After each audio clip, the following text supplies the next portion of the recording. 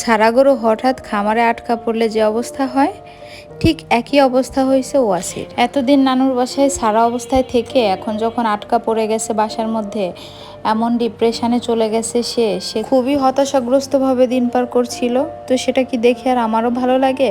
তো বললাম চলো তোমাকে আজকে একটু পার্কে নিয়ে যাই। পরাপর কয়েকদিনই নিয়ে গেলাম। ছেলেটা একদম আমার মতো, খুব একটা কারোর সাথেই মিশতে পারে না, যার সাথে পারে তার সাথে তো পারেই, কিন্তু হঠাৎ কোথাও যেয়ে একদমই কারোর সাথে মিশতে পারে না। এই যে কয়েকদিন ওকে নিয়ে গেছি আমি পরপর, এতদিনে কিন্তু ওর 4-5টা বন্ধু হয়ে যাওয়ার কথা, কিন্তু ওর কোনো বন্ধু হয় নাই।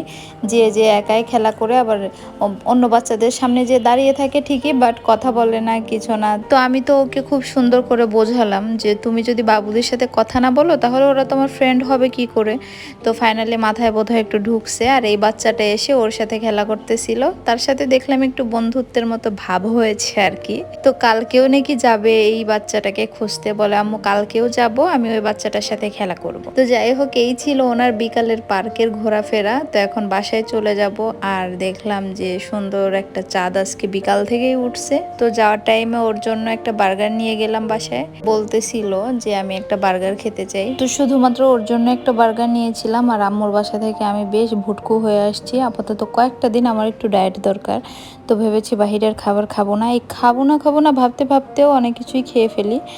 তো বাসায় এসে 1 কাপ দুধ চা আর পেয়ারা নিয়ে বসলাম। এটাই ছিল আমার সন্ধ্যার নাস্তা, আর এই দুধ চাতে আমার ডায়েট সব শেষ। তো এই ছিল আজকের mini blog. Thanks for watching. Allah Hafiz.